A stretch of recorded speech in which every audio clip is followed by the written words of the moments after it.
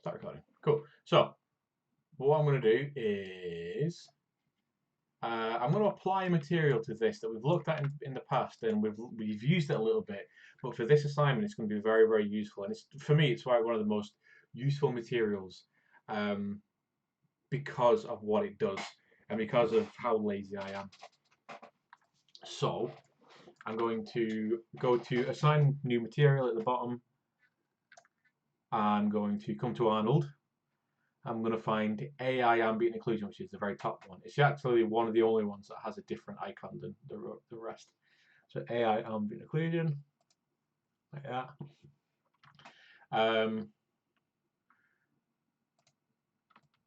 Actually, what I could do as well, if I could make sure everything else is visible in the scene, because it will have an impact. It will kind of do some stuff. Although I'll want to make sure that I'm not having anything intersecting directly with the mesh, because that will cause some issues. It'll just make it look a little bit rubbish.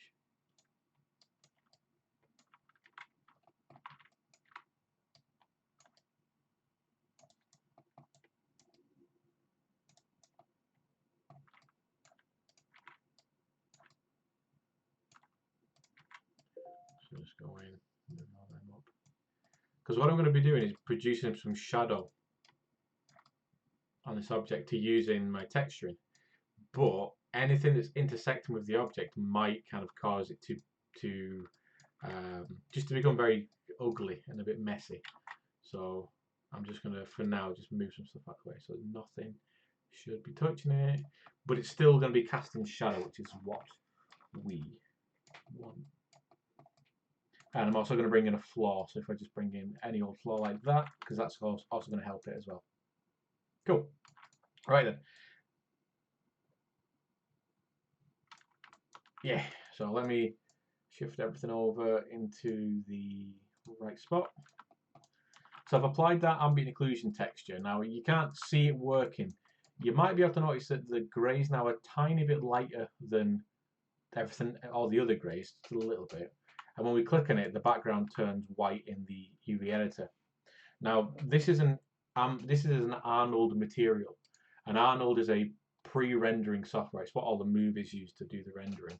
So we can't see it inside the window. However, once we've got that material applied, if we go to Arnold and go to render, we get to see what's actually going on. So what's happening here is shadow is being developed onto the object using the object close by it, or objects themselves, like all this shadow is being produced on the inside here. Any sort of like contact shadows and stuff being produced like that, right there, all that shadowing, it's being produced.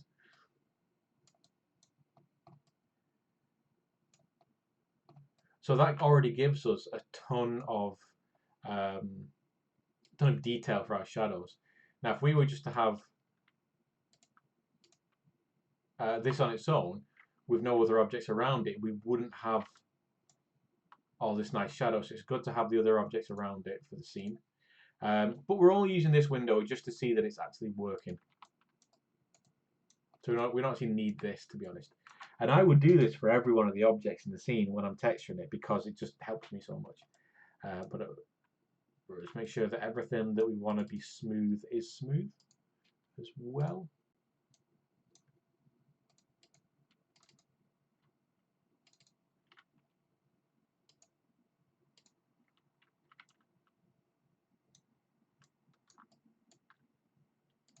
There you go.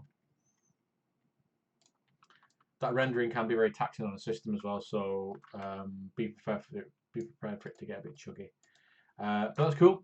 Right, so now that I know that that's working and it's looking good, what I'm going to do is come to Arnold, come down to Utilities, then over Render Selection to Texture. And what that's going to do is it's going to take that, what we were just looking at in the rendering view, and bake it down to an actual texture, which is great. So I'm just going to take this and send it to that file I made before, put it there. Yep, so like that.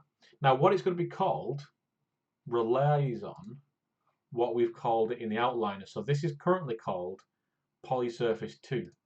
So if I call this vending, we're going to get a file called vending shape, or vending 1 shape in this case, because we can't name it in this window.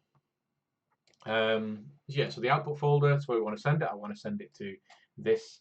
The resolution is the actual image size. Now I'm going to put this as 2048 because we always want to be working double the size of our texture, because we can get, or you can do 1024, whatever. Because like really, we should be working double the size of our output so that we can actually dedicate as much information as we can to the texture. But just for speed, I'm going to put 1024. The camera samples is basically, I'll rerun that render to show you what's actually going on with that camera samples. So do you see how it's kind of getting really grainy, then a little bit clearer, then a little bit clearer?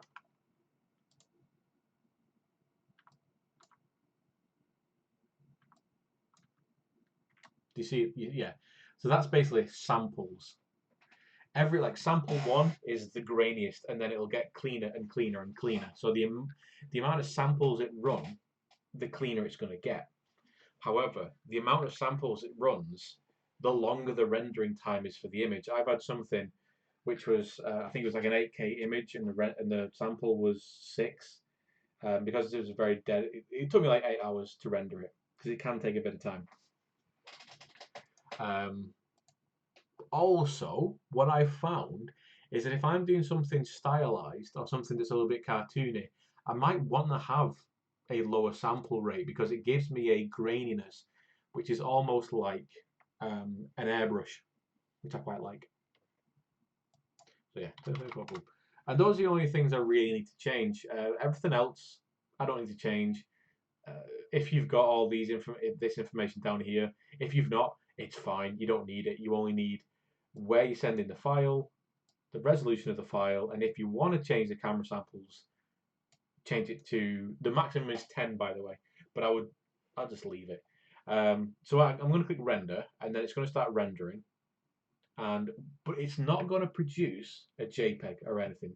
It's going to produce a file called an EXR, but we can change that. So if I click render, I'm going to go to your file that I've made.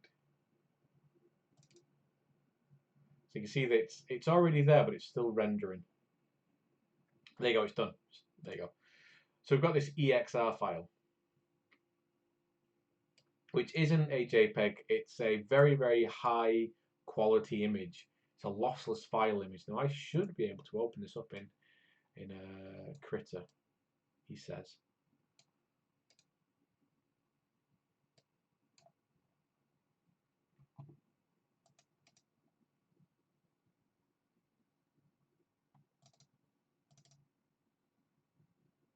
Yes, I can. There you go. Boom.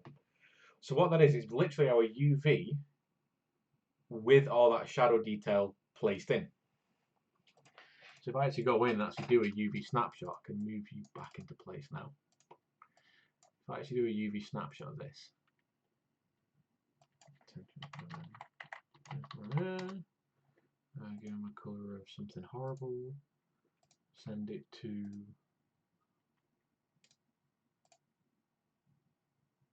so these are all EXR files. This would take about 14 hours to do. I remember this project. Oh god, that was a long day of rendering. There you go. Put it in there. Call it rendering. Apply close. Go to Critter. Go to import animation frame. Add image.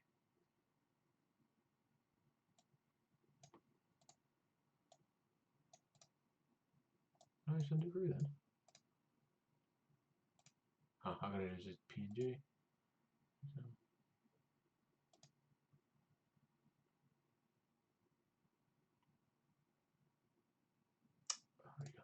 There you go. Okay. Oops. So There you go. So you can see there how it's all kind of lined up with everything,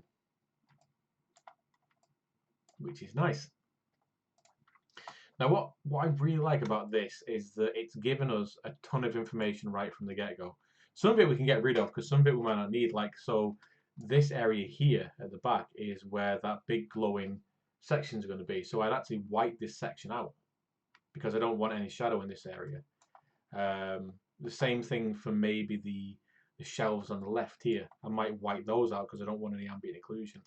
But for everything else, it's already given me the beginning of the ambience. So all I've really got to do at the beginning is to put some flat colors in there, and then I can start to adjust and make changes. Because this isn't my shadows done. This is a helping hand. This is a little bit of something. So, for instance, if I come in here, I'm not used Critter for a while. Let's give myself like a nice sky blue kind of front cover into this. I'll set my blending layer to this black and white image I've just made to multiply. There you go. Oh no, there you go. Multiply. There you go. So all the shadows are getting picked up now.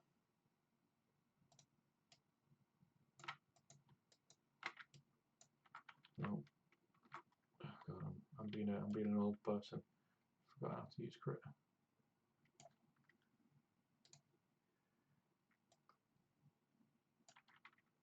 Yeah.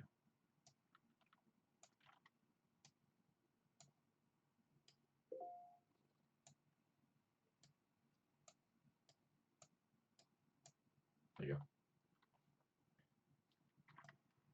So we can start to actually, obviously it's going to be a lot easier inside of Photoshop because Photoshop's tools are good. But we can start to quickly apply stuff super quick.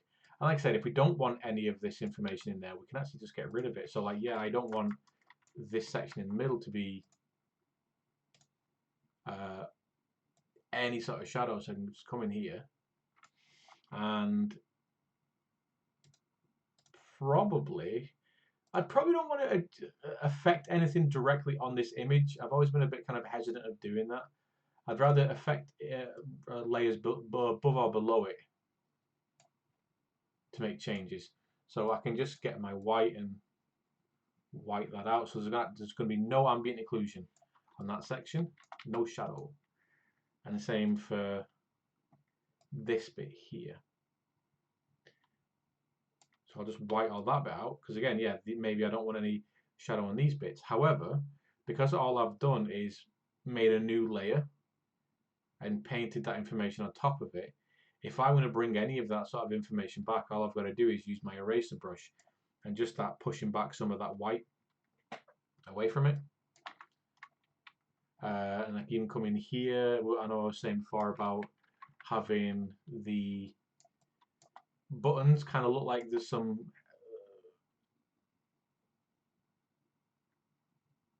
light coming from the middle, so we can deal with that in a little bit. So yeah, like I would just go through now and just start doing flat colors for everything. So you can even do it without the ambient occlusion thing turned on for a while. You can just go through and literally just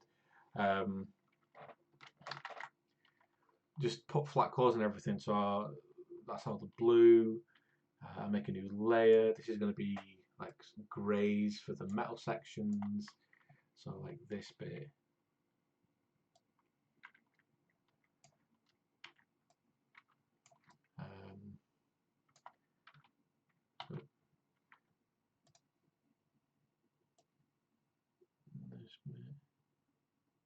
Also, another reason why I would advise working at a scale above what you're going to be texturing at, or what you're going to be outputting at, is when you're texturing, when you're dealing with all this, you got more pixels to deal with, so you can get even closer. You can see how some of these are really pixelated, so you can get a lot closer in to get more information in there, to make it cleaner, to make it neater.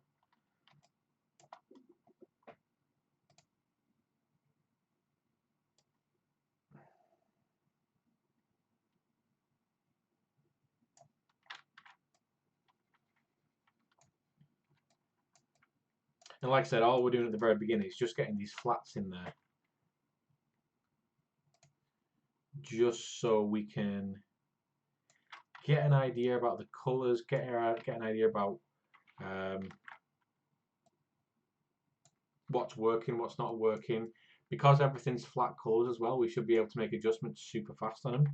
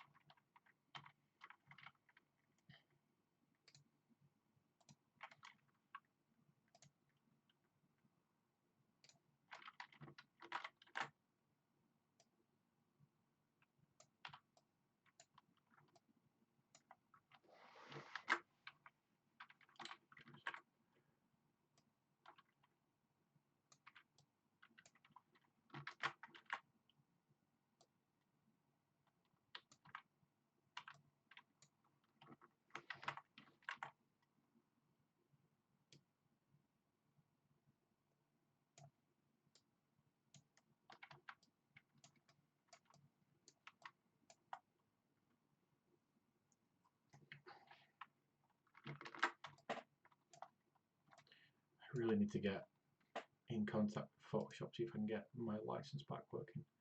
I hate this software. Let's put a background on these.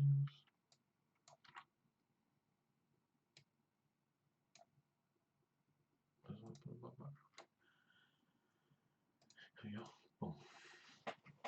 So there's my flats with the shadows, and we can save that out, see what it looks like. It's going to look a little bit kind of at first because obviously we've not got as much information in there.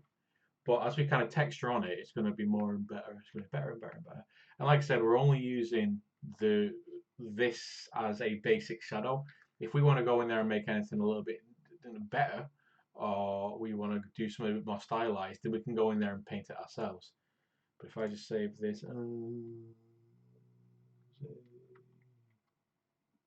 JPEG.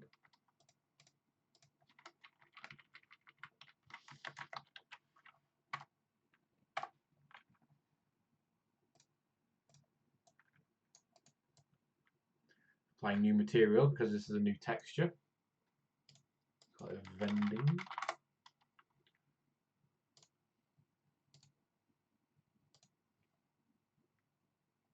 There we go.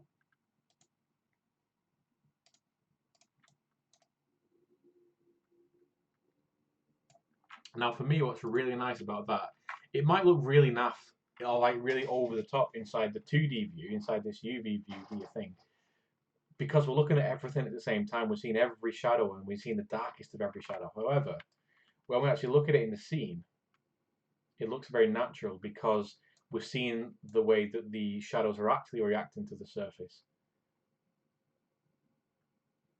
which is dead nice.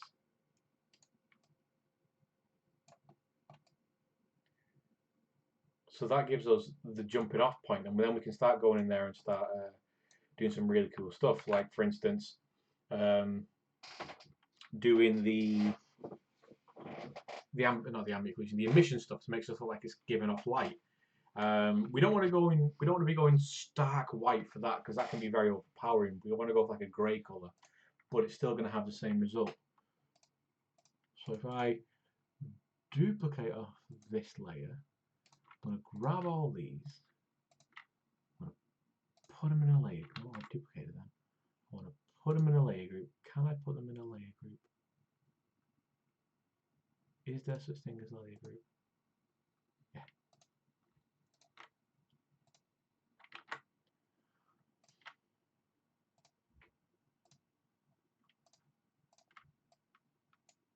There we go.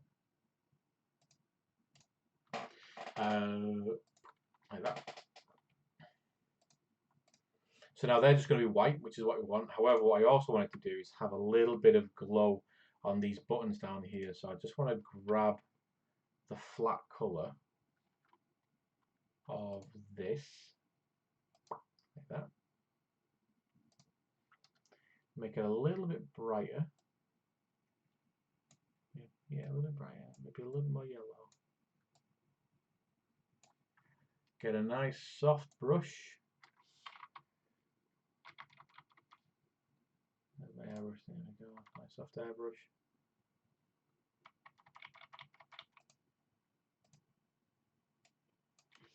And just bring down the opacity a little bit. I'm bringing down the opacity as well, so you have to kind of build it up layer by layer for this, which is what I want.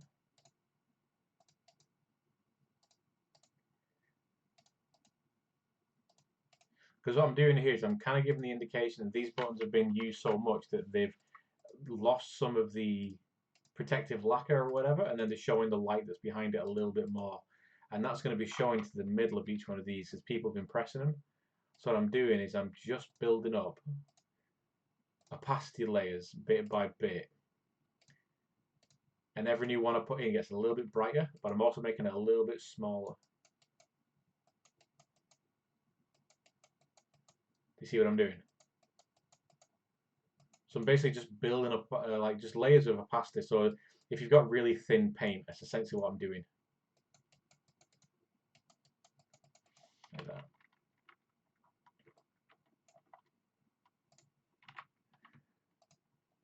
Would there be anything else? Probably not. Like that.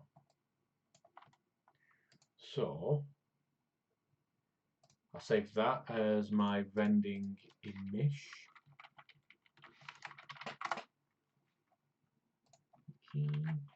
Bring that in. Now this goes into the incandescence channel. Inside Maya anyway. Inside Maya it goes into the incandescence channel. Inside Sketchfab there is an emission channel. If I go put it inside there. There you go. So now what's happening is the areas that have this emission basically ignoring the lighting conditions of the scene. So actually, yeah, I said I didn't want those to be white, did I? So what I can do is just go and grab them, make them not quite as white.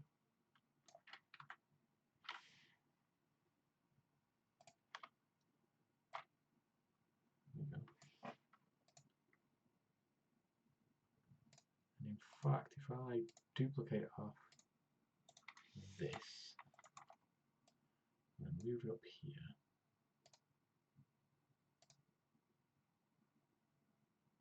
bring down the opacity.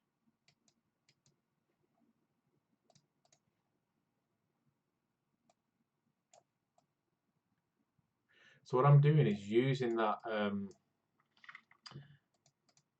image I produced before. I've duplicated it off as a separate one, but what I'm going to do with this is basically give it a kind of make it look like there is some shadow being cast a little bit, because it's actually going to break up some of this information, but I'm only going to put it in a little bit, just a tiny bit, and I'm also going to affect the color, because currently it's black and white, And black and white's fine, but it's just a little bit boring. And I'm thinking this light on the inside is going to be very artificial. So it's probably going to be yellow. So I'm going to come and... Where's my... Oh, where's the adjustment layer stuff?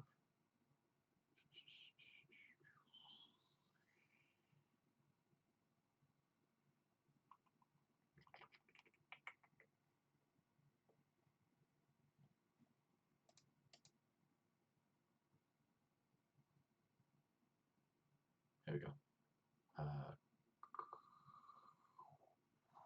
Color balance.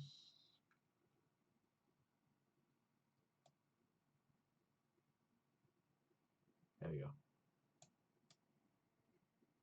So that's that colouring it a little, but I don't really do it too much, just a tiny, tiny bit.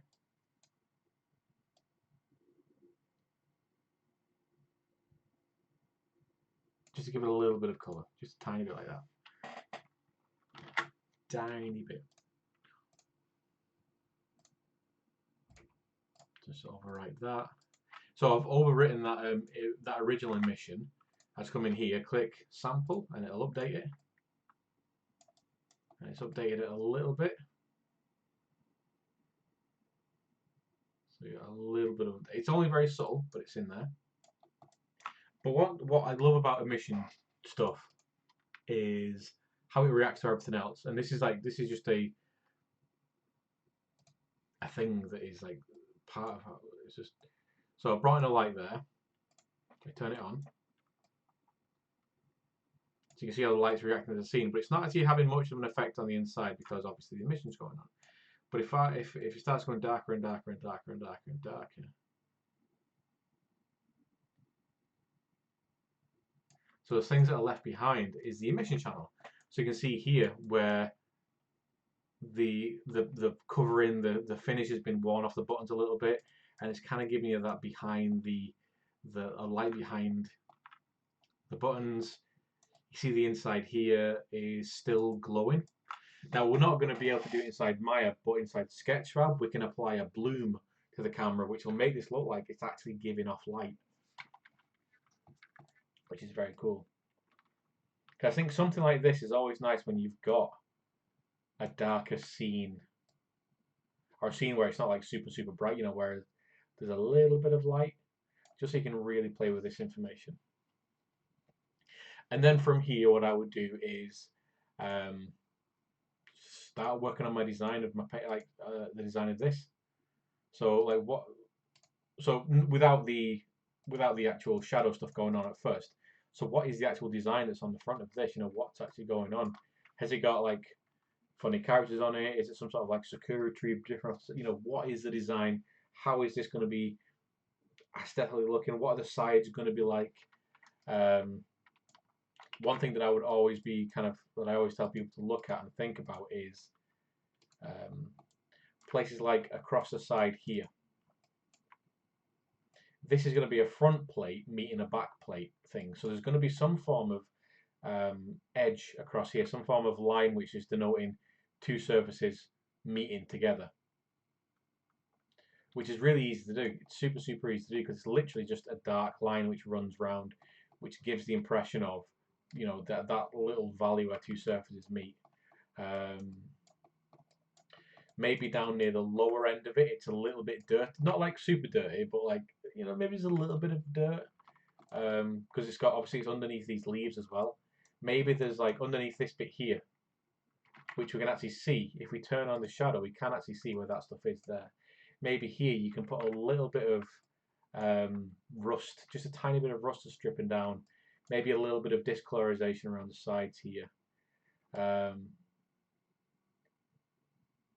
Same for, you know, just because it helps kind of supplant that area to the actual main geometry.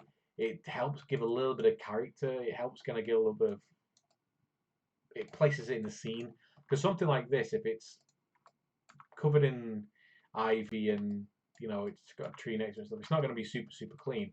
It'll have some form of history. It'll have some form of something.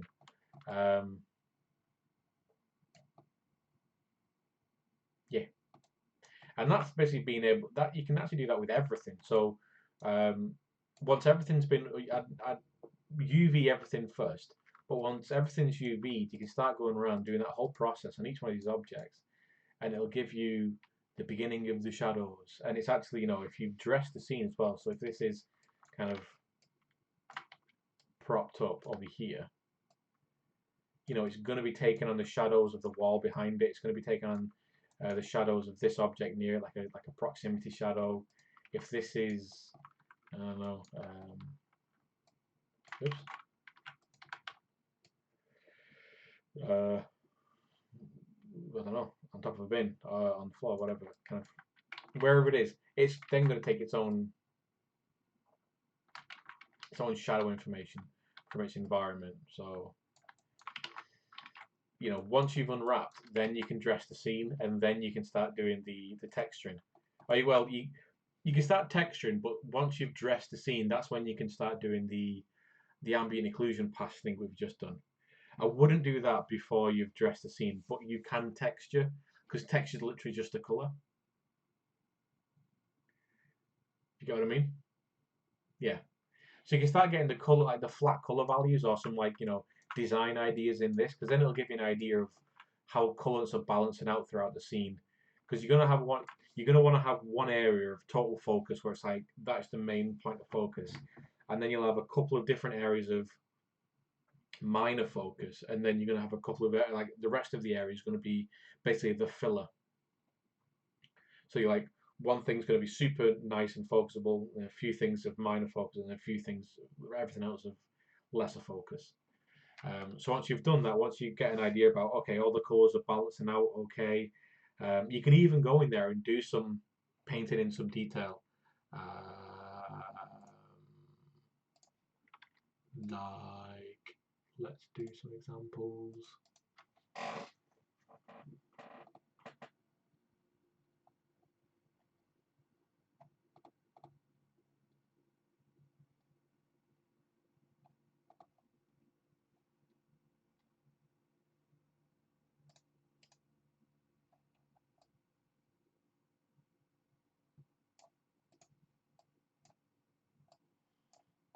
So stuff like this, like painting in seams, or painting in, like, so imagine this is the same kind of thing I was talking about with the top of the vending machine, or where the front panel is meeting this back panel. You know, if you do something like this, so it's literally this isn't geometry. This is me literally just texturing on information, but it gives the impression of two surfaces meeting each other. You can do this before you do this ambient occlusion pass thing I've just done, because, like I said, this ambient occlusion pass is literally just a very bland, broad shadow. It kind of helps us do shadow, but then we can paint it in ourselves. Because I did the exact same thing with this. I did an ambient occlusion pass, and then I came in there and I shadowed underneath the nose, because I got no shadow under the nose. I had no shadow underneath the eyelids. But the shadow I did have was like under the arms, down here, where the legs went into the boots, behind the ear and stuff. But then I went in and did the rest of it myself. Cool. Right, I'll stop that.